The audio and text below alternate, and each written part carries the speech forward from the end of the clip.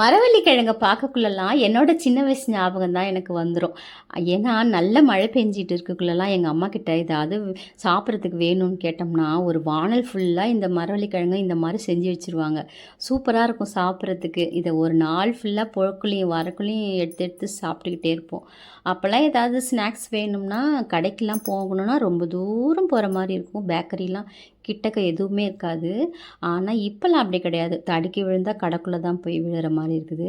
இந்த கிழங்கு வந்து தெருவிலே வந்து விற்பாங்க. அதை வாங்கி இந்த மாதிரி செஞ்சு கொடுப்பாங்க. இது சிம்பிளான ரெசிபி தாங்க இது. சூப்பராக இருக்கும் சாப்பிட்றதுக்கு. செஞ்சு பாருங்கள்.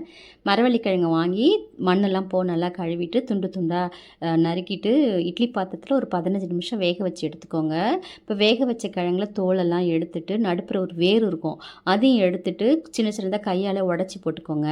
இப்போ இதில் கொஞ்சம் உப்பு, மஞ்சள் தூள், குழம்பு மிளகாய்த்தூள் 1 ஸ்பூனு, கொஞ்சம் பெருங்காயத்தூள் சேர்த்து நல்லா கலந்துட்டு தாளிக்கிறதுக்கு கடுகு, உளுத்தம்பருப்பு, சின்ன வெங்காயம் சேர்த்து நல்லா தாளிச்சிக்கோங்க. கொஞ்சம் கருவேப்பிலை போட்டு தாளிச்சிட்டு கிழங்க எடுத்து போட்டு ஒரு 2 நிமிஷம் வதக்கி விடுங்க. மிளகாத்தூளோட பச்சை வாசனை போகிற வரைக்கும் நல்லா வதக்கிட்டு இப்போ சூடாக சாப்பிட்டு பாருங்கள். ரொம்ப சூப்பராக இருக்கும். செஞ்சு பாருங்கள்.